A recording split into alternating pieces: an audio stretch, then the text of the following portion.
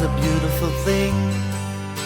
It grows to the quiver of a fife that sings. I can take it with the wave of my hand and place it upon my music stand.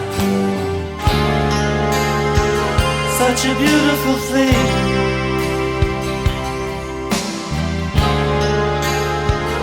Such a beautiful thing. Asking me to talk, I appreciate the opportunity. And the funny thing is, each time I agree, I almost immediately know what I'm going to talk about from a nudge from the Holy Spirit. And it's always on a subject matter that I know well, something fairly recent, and very much involving emotions or relationships. Which is universal, really, in this world of the universe and what we've created as reality. So today, I just wanted to share with you all the emotional disturbance caused by projection rather than seeing reality as it is. And this is what came up in my mind as I was planning a big trip to Mural Fest site, which was Menomonie, Wisconsin. It's about an hour east of Minneapolis, St. Paul. So it's not that far out. I actually considered driving out there and then thought better of it. It was a 20-hour drive from my house, and I would have 3 other people in the car and hotels and meals. And I thought, you know what? Let's just fly, and in 3.5 hours, you're out there. And but I ran into all sorts of emotions getting ready for the trip. I had not taken a contingent with me before. Some of them were new to flying, some of them new to traveling. They ranged from age 23 to 66. I was actually the eldest. And I felt very responsible. Like I would have to make sure everything went smoothly, and we got our tickets, we got on the plane, everybody had all their things. And so I felt kind of, a little nervous about the trip, about my group, the flight, the events that we would encounter, and how we would be received most of all. And this was now 2 weeks ago. The Mural Fest volunteers were a contingent from Putnam, Connecticut, embarking on a trip to learn from this particular Mural Fest. So we're going to attend 2 Mural Fests before we actually have our own. And so I was going into it thinking, okay, this is why I'm going. I'm going to learn. And I chose the people who volunteered. I didn't choose them for any other reason. I just asked my volunteer group of Mural Fest Committee 2028, who wants to come? You have to pay your own way to get there. You will be housed, transported, and fed for free. And you would be part of this enclave that begins to learn. And I just had volunteers. And I really didn't know why they were going. And it was neat to see that kind of unfold, that there was a higher purpose to all of us being there. Here we are. We arrive at the airport. We're late. There are massive storms. Minneapolis, St. Paul had been closed for an hour, and our flight was delayed from Green Airport in Rhode Island. So we're a little worried about that, but we're like, you know what? We have no control over it. Let's just go. And we ended up contacting the driver. We're going to be a little late. He said, no problem. He said, you're the only ones we're going to pick up because everybody else who was not delayed ended up in Des Moines, Iowa, and will be delayed until midnight. And so I'm like, all right. So I guess we were upset for no good reason at all that there was a plan in place that we had no say in. But in the end, it worked out very well. So we ended up with a driver by the name of Dustin. And Dustin had an hour to tell us the story of the Blue Caps. The Blue Caps are a group of baseball players who practice 100-year-old baseball. They wear the uniforms, they use the same playing rules, and we got this firsthand, and he was leaving in 2 days to go play, and they play all over the place. And so it was really neat because one of the murals was the Blue Caps. And so as we ventured into this project, the project came to life through the brothers and sisters we met, not by design, but by chance. I don't believe in chance either, but you know what I mean, serendipity. Like everybody was placed in such a way to be there, to meet, to join, and to begin to tell the story. So here we are, transported from the airport, housed in dormitories. They were so welcoming. We met other Walldogs at that event, and Walldogs are just historic painters from around the world. The old Walldog actually climbed to the top of the building in a harness, would hang themselves over the building and paint signs like Coca-Cola, like Boston Grain. Like it was an advertising sign. This is what they did. Ford Motor. And so over the years, it's evolved into fine detailing. You'll see it on cars, on billboards, exquisite lettering. They call themselves letterheads, and they had a 50-year reunion. So it's an interesting culture that I knew nothing about until about 5 years ago. So let me back up a bit. I met a wall dog. Her name was Amita Roller, one of the most divine people you'll ever meet. She was originally from Nigeria, came into the States as a child, and was living in Madison, Wisconsin. She became part of the Walldogs. Her father was a expert painter in Africa, and she had an enormous amount of talent and was introduced to public art. We met because her kids were in college here, and she decided to leave Madison, follow her kids to New England for 3 years while they got their education. We met because she was in a church with one of my friends by chance, who invited her to join the art guild. I was the president. And when I met her, I knew I wanted her on my board of directors because of her unique persona, her skill, and her willingness to teach us. And from there, we painted signs, we painted murals, storybooks. She got involved in the MLK mural, 39 murals across Connecticut. She ended up doing like 7 of them. I mean, she was in such demand, and she laughed at me. She laughed with me.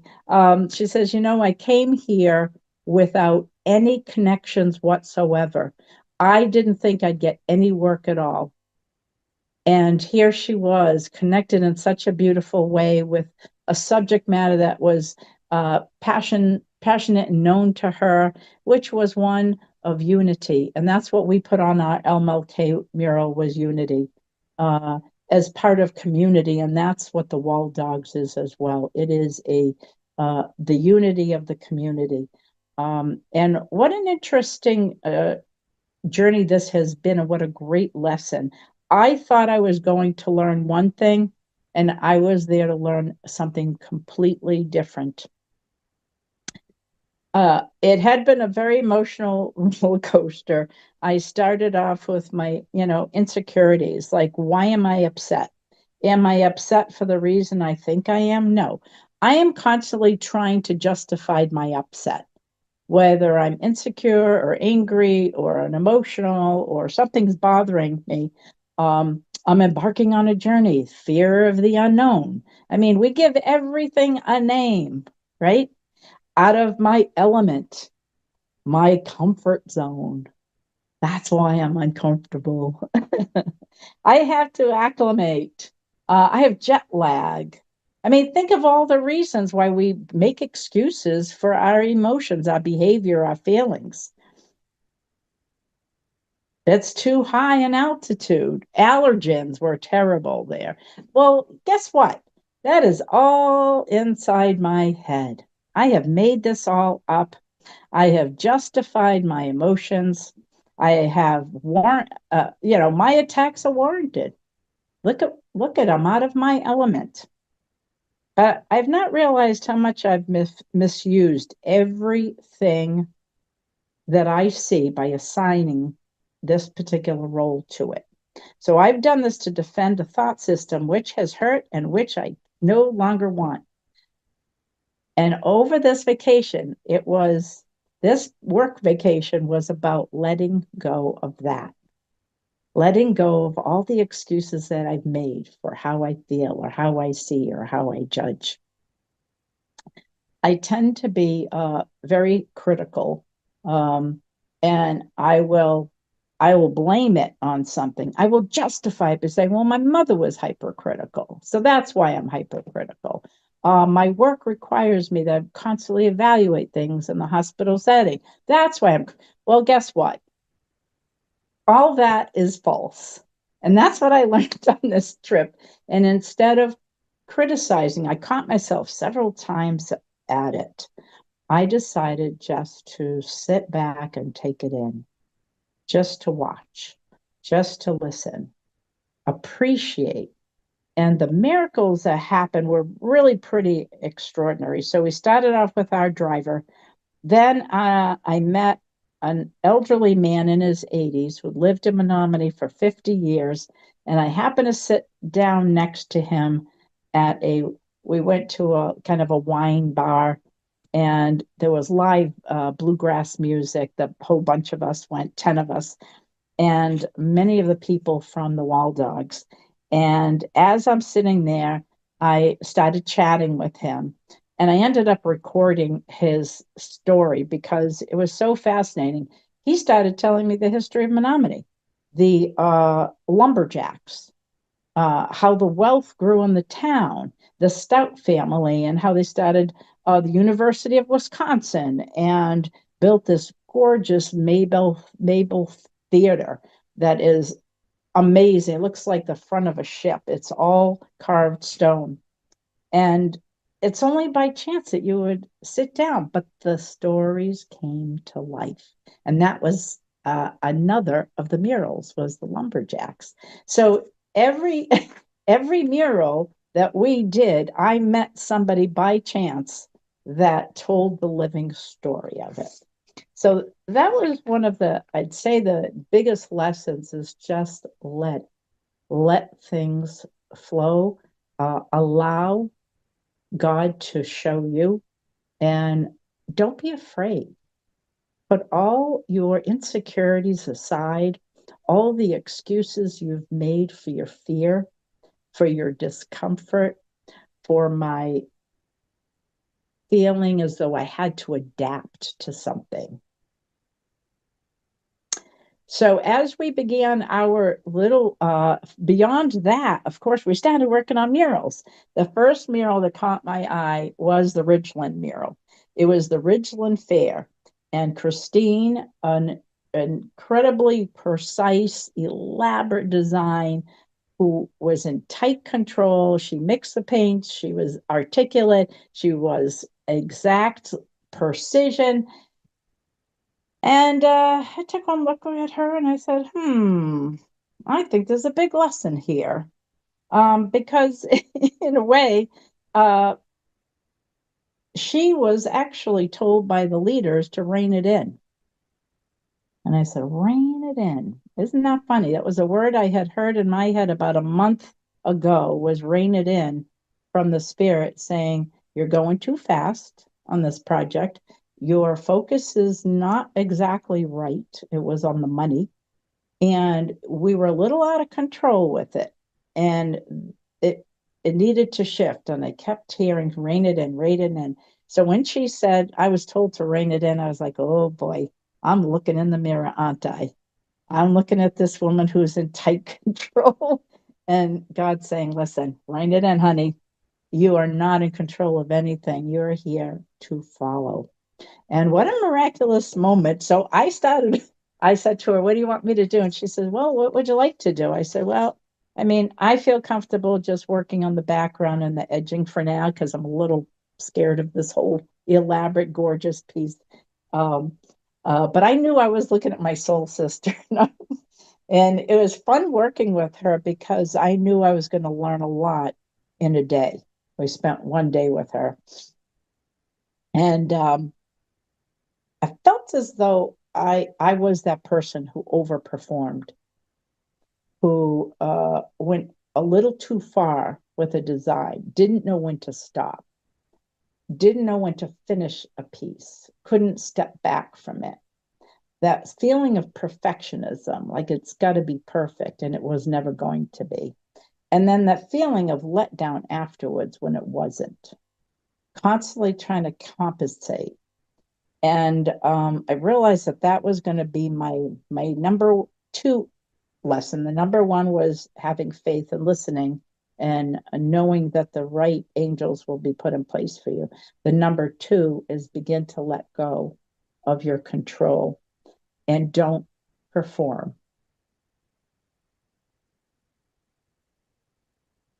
See it as a pure moment in time and just be with it without judging it.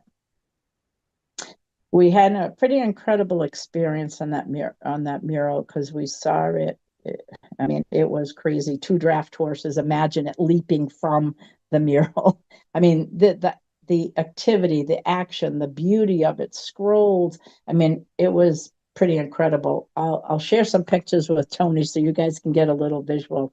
So after that, I didn't feel a need to go back. The next day I wanted to go elsewhere. And I looked at the list and my eyes struck the less elaborate, simple, done fair mural group that was a mile away. And so as a group, I just asked everybody, what do you want to do? And they all said, let's go out to the done fair mural. And I'm like, I was thinking the same thing. So off we go. And this one was 62 feet long. It was a pretty simple graphic, like posters of all the fairs and the various activities at the fair, like the midway, the competition, the hogs, the tractor pulls, all that kind of stuff. But who should lead it? By a man by the name of Chris Lovelady, who was exuberant and friendly and excited and would just like hug you and sing to you and totally different personality. And what was really interesting was the shift in the judgment immediately fell away because he wasn't judging us. He wasn't in control. He was instructive.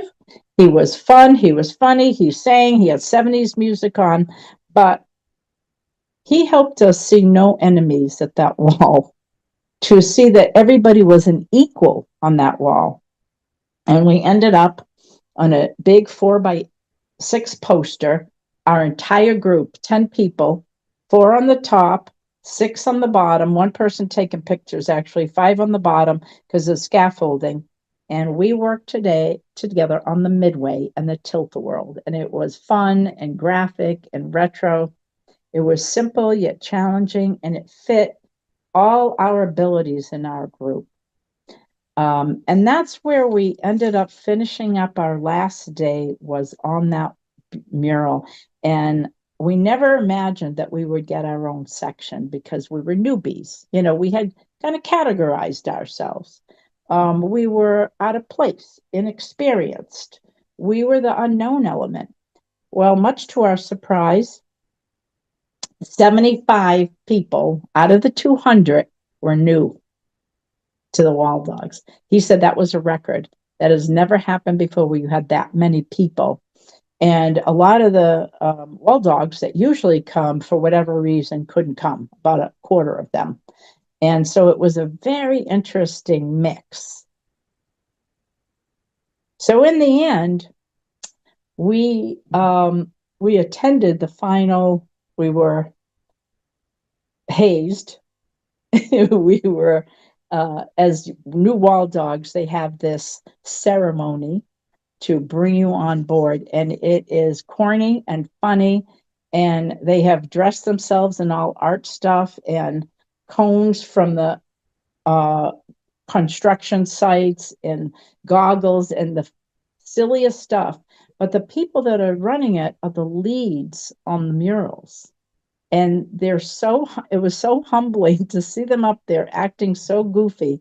And they come up with this whole ritual on bringing you on board. But it was done in such a way that felt like joining. It felt non-judgmental. Everybody's airs were down. We were all equalized. It wasn't the lead up there. It wasn't the vice president up there. It wasn't the newbie up there. It was a family up there. And I loved the way we were accepted and welcomed into the fold. They had an auction that night after our initiation, and we met in a large ballroom. And I decided to get a card for the auction. I thought I might bid on one of the prototypes. So they basically had about 20 prototypes. Some had more than one, and they auctioned them off. And they hoped to raise usually about $30,000 or so and split the money between the Walldog event and the Walldog nonprofit. And so I decided that I was going to bid on either Ridgeland or Dunn, or the Dunn mural, because that's where we got our toes wet. This is where we were welcomed, we were welcomed to the wall. It felt like something important.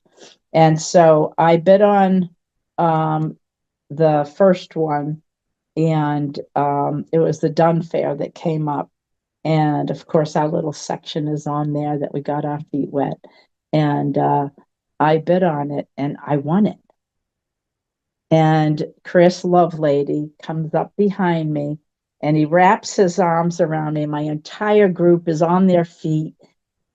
And we got so much love from this group. It was really extraordinary, but it took a leap of faith.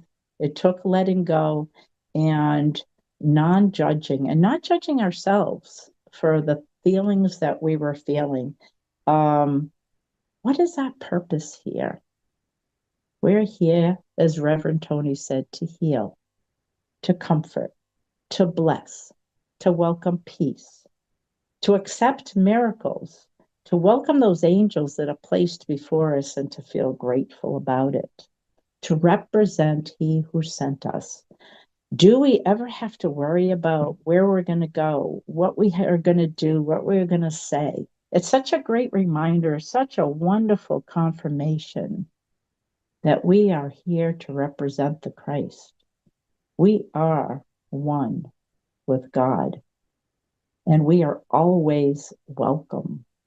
And there is no reason why we need to be upset, because I'm always upset by nothing. And we can certainly see where we could put that energy. I will look on love on all things I failed to see before. Amen.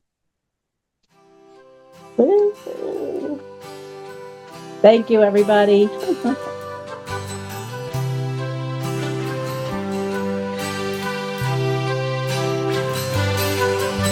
A flower is a beautiful thing. It grows to the quiver of a fife that sings. I can take it with the wave of my hand and place it upon my music stand. Such a beautiful thing.